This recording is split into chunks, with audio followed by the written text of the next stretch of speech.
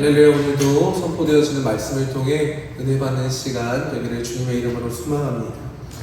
우리는 사람을 평가할 때 많은 기준을 보고 사람을 평가합니다. 외모가 될 수도 있고, 그가 가진 재산이 될 수도 있고, 또 능력이나 성격이 될 수도 있습니다. 다양한 것으로 사람을 판단하고 평가합니다. 겉으로 보여지는 모습을 보고 평가한다는 거죠. 그러나 하나님께서는 겉모습보다 존재를 보신다는 겁니다. 하나님께서 너는 어떤 사람이냐? 라고 물으신다면 어떻게 대답하시겠습니까? 이 질문을 잘 기억하시길 바랍니다. 이 질문은 매우 중요합니다. 왜냐하면 사람이 어떤 존재인가에 따라서 삶이 달라지기 때문입니다. 탐욕으로 가득한 사람은 결국 탐욕의 열매를 맺습니다. 교만한 사람은 교만한 삶을 살아갑니다. 그러나 하나님께서 새롭게 하신 사람은 하나님의 성품을 닮아가는 삶을 살아가게 됩니다. 오늘 방금 읽은 이 본문은 바로 두 종류의 사람을 비교하고 있습니다. 하나는 예수님을 알기 이전의 사람입니다. 허망한 것을 따라 살아가는 사람, 하나님의 생명에서 떠난 사람, 영적으로 죽어있는 사람입니다. 그리고 다른 하나는 예수님을 믿어 구원받은 사람입니다. 심령이 새롭게 된 사람입니다. 의와 진리로 거룩하게 살아가는 새 사람입니다. 오늘 바울은 이 두 종류의 사람을 극명하게 대비하면서 묻습니다. 너희는 지금 어떤 사람으로 살아가고 있느냐? 옛사람이냐? 새사람이냐? 오늘 본문을 이해하려면 먼저 에베소서를 이해해야 합니다. 에베소서는 크게 두 부분으로 나누어집니다. 먼저 1장부터 3장까지는 하나님께서 우리를 위해 하신 일을 설명합니다. 바울은 인간이 얼마나 죄인이었는지를 이야기합니다. 에베소서 2장 1절에서는 그는 허물과 죄로 죽었던 너희를 살리셨도다 라고 말씀합니다. 2장과 3장에 걸쳐서 제가 한번 말씀을 나눈 적이 있었습니다. 이 말씀은 우리가 조금 아픈 사람이 아니라는 거예요. 조금 부족한 사람도 아니라는 겁니다. 영적으로 죽었던 사람이라는 겁니다. 죽은 사람은 스스로 살아날 수 없습니다. 그렇기 때문에 하나님께서 독생자 예수 그리스도를 우리에게 보내주셨고, 예수님께서 십자가에서 우리의 죄를 담당하고 대신 짊어지시고 죽어주셨고 또 부활하셨기 때문에 우리가 하나님의 자녀가 될 수 있었던 거죠. 그리고 우리에게 새로운 생명을 주셨습니다. 이것이 바로 복음입니다. 하나님께서는 믿는 우리를 하나님의 자녀 삼아 주시는 것. 이것이 에베소서 1장부터 3장까지의 내용입니다. 그리고 4장에서 이렇게 시작합니다. 그러므로 1절을 보시면은 그러므로 이 단어가 중요합니다. 하나님께서 너희를 이렇게 구원하셨으니 이제는 그 구원에 합당하게 살아가라는 겁니다. 다시 말하면 구원을 받기 위해 우리가 거룩하게 살아가는 것이 아니라 구원을 받았기 때문에 거룩하게 살아가라는 겁니다. 행위가 구원의 조건이 아니라 구원이 행위의 출발점이 되는 것입니다. 오늘 읽은 이 에베소는 어떤 배경일까요? 어떤 도시입니까? 당시 로마 제국에서도 손꼽히는 대도시였습니다. 상업이 발달했고 문화가 번성했고 수많은 사람들이 모여들었습니다. 그 유명한 아르테미스 신전, 아데미 신전도 있었습니다. 수많은 사람들이 우상을 숭배했고 그 우상 숭배는 음란과 탐욕, 또 미신과 연결되어 있었던 거죠. 그 말은 에베소 성도들은 이 우상 숭배와 세속 문화 한가운데서 신앙생활을 하고 있었다는 겁니다. 어쩌면 오늘 살아가는 우리의 모습과 비슷할 수도 있습니다. 우상을 향해 절하지는 않지만 하나님보다 돈을 더 가치 있게 여기고 성공을 인생의 목적으로 여기고 사람들의 인정, 세상의 기준, 하나님의 말씀 사이에서 끊임없이 흔들리며 살아갑니다. 겉으로는 시대가 달라진 것처럼 보이지만, 시간이 많이 흐른 것처럼 보이지만 하나님보다 다른 것을 더 사랑하게 유혹하는 것들은 여전히 우리 곁에 남아 있습니다. 그래서 바울은 이렇게 말합니다. 17절 중반부입니다. 이제부터 너희는 이방인이 그 그 마음에 허망한 것으로 행함같이 행하지 말라. 이제부터. 이 말은 과거와 현재가 달라야 합니다. 이전에는 그렇게 살았겠지만 이제부터 너희는, 그러나 이제부터는 아니라는 겁니다. 예수님을 만난 사람은 새로운 사람이 되었기 때문입니다. 복음은 우리의 과거를 용서하는 데서 끝나지 않습니다. 복음은 우리의 현재를 변화시키고 우리의 미래를 새롭게 하는 능력이 있습니다. 그래서 오늘 말씀은 네 가지 모습을 보여줍니다. 첫 번째는 허망한 것을 따라 사는 옛사람입니다. 17절 말씀 함께 읽도록 하겠습니다. 시작. 그러므로 내가 이것을 말하며 주 안에서 증언하노니 이제부터 너희는 이방인이 그 마음에 허망한 것으로 행함같이 행하지 말라. 아멘. 바울의 서신서를 보면은 권면한다 라는 말을 정말 자주 사용했었습니다. 그런데 여기서는 권면하지 않습니다. 뭐라고 말합니까? 주 안에서 증언한다. 마치 법정의 증인이 선서를 하고 진실을 말하듯 하나님의 권위를 가지고 선포하는 것입니다. 그리고 말합니다. 이제부터 너희는 이방인이 그 마음에 허망한 것으로 행함같이 행하지 말라. 여기서 허망하다는 것은 단순히 헛되다라는 의미가 아닙니다.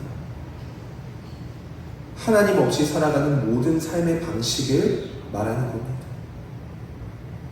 제가 이전에 서울에서 토요일에 결혼식이 있어서 금요일날 올라간 적이 있었습니다.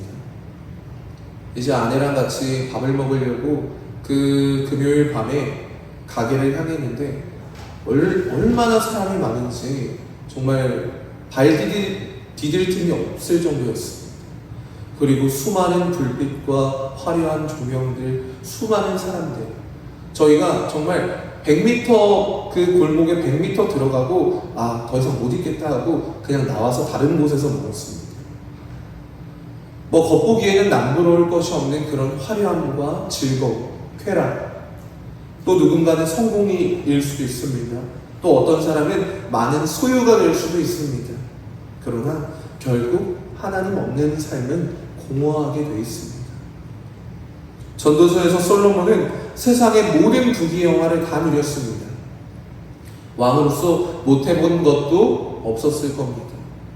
그러나 그 마지막 고백이 무엇입니까? 헛되고 헛되며 헛되고 헛되다.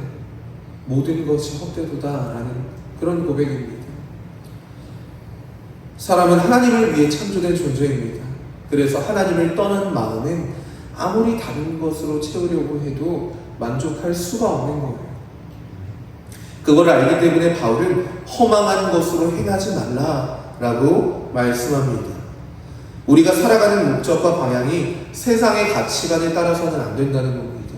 세상 사람들과 같아서는 안 된다는 겁니다. 예수님을 만나기 전과 만난 후의 삶은 완전히 달라야 한다는 것을 오늘 말씀하는 겁니다. 사랑하는 성도 여러분, 오늘 우리의 마음은 어디를 향하고 있습니까? 혹시 허망한 것을 붙잡고 살아가고 있지는 않으십니까? 기도보다 걱정을 더 붙잡고 있지는 않습니다. 말씀보다 세상의 소리에 더 귀 기울이고 있지는 않으십니까? 예수님보다 환경을 더 크게 보고 있지는 않으십니까? 바울은 오늘 분명하게 말씀합니다. 그러나 이제부터는 허망한 것을 따라 살지 마십시오. 이제부터는 세상의 가치관에 따라 살지 마십시오. 이제부터는 예수 그리스도를 바라보시길 바랍니다. 그분으로 인해 이미 우리는 예수 그리스도 안에서 새 생명을 얻은 새 사람이라는 것을 믿으시길 바랍니다. 두 번째로 볼 것은 하나님의 생명에서 떠난 옛사람입니다. 바울은 허망한 삶의 원인을 이렇게 설명합니다. 18절 말씀 함께 읽겠습니다. 시작. 그들의 총명이 어두워지고 그들 가운데 있는 무지함과 그들의 마음이 굳어짐으로 말미암아 하나님의 생명에서 떠나 있도다. 아멘. 우리는 죄라고 말하면 흔히 행동을 생각합니다. 거짓말하는 것, 내가 남을 때리거나 용서하지 못하는 것, 그런데 바울은 행동보다 먼저 사람의 내면을 이야기합니다. 총명이 어두워졌고 무지해졌고 마음이 굳어졌다는 겁니다. 그로 말미암아 하나님의 생명에서 떠나 있도다. 다시 말해 죄는 먼저 사람의 생각을 병들게 만듭니다. 그리고 병든 마음에서 병든 삶이 나오게 됩니다. 예수님께서도 말씀하셨습니다. 마음에서 나오는 것이 사람을 더럽게 하느니라. 결국 사람의 가장 큰 문제는 환경도 지식이 부족한 것도 아닙니다. 바로 하나님을 떠난 마음입니다. 특별히 바울은 이런 표현을 사용합니다. 하나님의 생명에서 떠나 있다. 이 생명은 하나님과 교제하는 영적인 생명입니다. 이 생명에서 떠나 있는 것이 바로 영적인 죽음입니다. 사랑하는 성도 여러분, 사람은 하나님을 떠나면 생명을 잃습니다. 예수님께서는 자신을 선한 목자라고 말씀하신 이유도 양이 목자의 음성을 들을 때 살 수 있기 때문입니다. 내가 내 맘대로, 내 생각대로, 내 판단대로 살아갈 수 있겠지라고 어리석게 생각하지만 우리는 그렇게 살아가면 결국 죽게 됩니다. 목자를 떠난 양은 결국 길을 잃게 됩니다. 결국 생명을 잃게 되죠.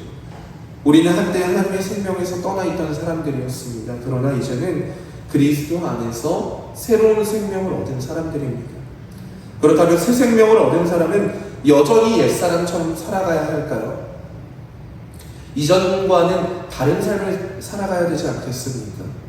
그래서 바울은 시선을 옛사람에서 새사람, 과거에서 현재로 옮겨갑니다. 세 번째는 심령이 새롭게 된 새사람입니다. 22절, 23절 말씀 함께 읽겠습니다. 시작. 너희는 유혹의 욕심을 따라 썩어져가는 구습을 따르는 옛사람을 벗어버리고 오직 너희의 심령이 새롭게 되어. 아멘. 죄로 인해 마음이 병들고 병든 마음에서 병든 삶이 나온다고 말씀드렸습니다. 반대로 말하면 우리의 심령이 변화되면 삶이 변화된다는 겁니다. 그렇게 정말 중요한 것은 내 심령이 새롭게 되었는가 하는 것입니다. 어떻게 알 수 있을까요? 정말 내가 예수님을 믿고 심령이 새롭게 되었는지 어떻게 확인할 수 있을까요? 예배를 드릴 때 말씀이 정말 내 마음을 움직이는지, 죄를 지으면 죄책감, 성령의 책망이 느껴지는지, 기도하고 싶은 마음이 생기는지, 하나님의 뜻대로 살고 싶은 소망이 생기는지, 이 모든 것은 내 힘으로 내 생각대로 만들어지는 것이 아니라 성령께서 내 안에서 일하신다는 증거입니다. 물론 넘어질 수도 있고 실수할 때도 있습니다. 그러나 중요한 것은 방향입니다. 예전에는 죄를 사랑했다면 이제는 죄를 미워합니다. 예전에는 세상이 좋았다면 이제는 하나님을 더 사랑하게 됩니다. 완전한 사람이 된 것은 아니지만 분명히 달라진 사람이 되는 것입니다. 이것이 심령이 새롭게 된 사람의 모습입니다. 뿌리가 건강하면 열매가 맺히듯이 심령이 새로워지면 삶이 새로워지게 됩니다. 그렇다면 심령이 새롭게 된 사람은 어떤 모습으로 살아가야 할까요? 바울은 새 사람의 삶이 무엇인지를 우리에게 보여주고 있습니다. 마지막으로 네 번째는 의와 진리로 살아가는 새 사람입니다. 24절 말씀 함께 읽겠습니다. 시작. 하나님을 따라 의와 진리의 거룩함으로 지으심을 받은 새 사람을 입으라. 아멘. 여기서 바울은 너희가 새 사람이 되어라 라고 말씀하지 않습니다. 어떻게 얘기합니까? 새 사람을 입으라고 말합니다. 우리가 옷은 그 사람의 신분을 나타냅니다. 의사는 의사 가운을 입고, 군인은 군복을 입고, 법관은 법복을 입습니다. 옷은 그 사람이 누구인지를 나타냅니다. 마찬가지로 성도는 하나님의 자녀라는 새로운 신분을 입은 사람들입니다. 그러므로 우리의 삶도 그 신분에 걸맞게 나타나야 한다는 것. 우리가 예수 그리스도로 새로운 옷을 입고 살아가야 한다는 겁니다. 우리가 예수를 믿었다고 말하지만 여전히 세상 사람들과 같은 옷을 입고 내 안에서 나의 모습을 통해서 예수 그리스도의 모습이 드러나지 않는다면 우리는 다시 한번 돌아봐야 합니다. 세상은 여전히 옛사람의 옷을 입으라고 말합니다. 혹은 입어도 된다고 말합니다. 미워하라고, 용서하지 말라고, 눈에는 눈, 이에는 이. 너희가 받았으면 그대로 갚아주라고, 더 가지라고, 미래를 위해 더 높아지라고, 더 챙겨놓으라고 말합니다. 그러나 하나님은 말씀하십니다. 너는 이미 새 사람이다. 그러므로 새 사람답게 살아가라는 겁니다. 우리는 예수님을 믿는 순간 새로운 피조물이 되었습니다. 고린도후서 5장 17절은 이렇게 말씀합니다. 그런즉 누구든지 그리스도 안에 있으면 새로운 피조물이다. 이전 것은 지나갔으니 보라 새 것이 되었도다. 이 말씀을 믿으십니까? 복음은 사람을 새롭게 만드는 하나님의 능력입니다. 죄인에게 새 생명을 주시고 하나님의 자녀 삼아 주시고 죽을 수밖에 없었지만 죄로 인해 죽을 수밖에 없었지만 우리를 예수 그리스도로 살리신 것, 새로운 존재로 살아가게 하시는 것이 바로 복음의 능력입니다. 바울은 새 사람의 특징을 두 가지로 설명합니다. 의와 진리의 거룩함. 먼저 의는 하나님과의 올바른 관계를 말합니다.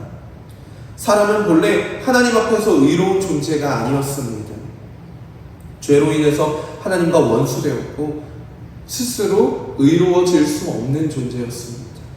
그러나 예수님께서 십자가에서 우리 죄를 담당하시고 하나님께서는 우리를 의롭다 선언하셨습니다. 이것이 바로 칭의입니다.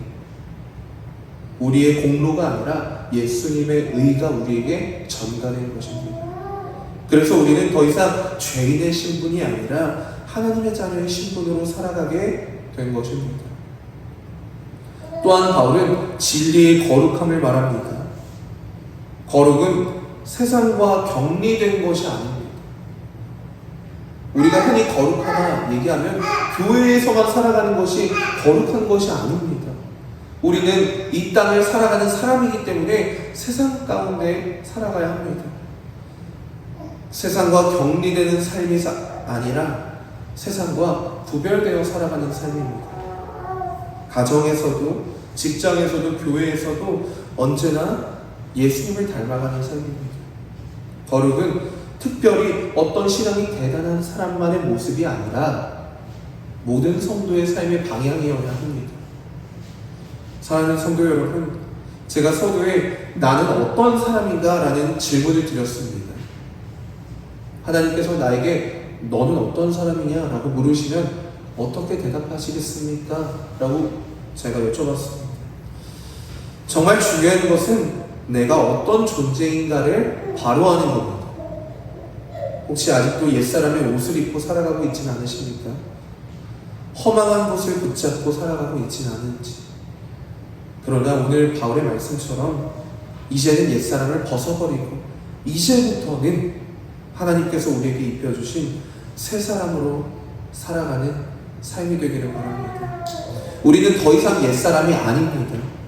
더 이상 죄가 주인이 된 사람들이 아니기 때문입니다. 우리의 주인은 예수 그리스도십니다. 성령께서 우리 안에 거하시며 날마다 우리를 새롭게 하실 겁니다. 내가 새로워지는 것이 아니라 내가 할 수 있는 것이 아니라 내 안에 계신 성령께서 그렇게 하실 겁니다. 그렇게 우리의 어디서든지 우리의 말과 행동을 통해서 예수 그리스도의 향기가 드러나는 그런 거룩한 성도님들 되시길 바랍니다.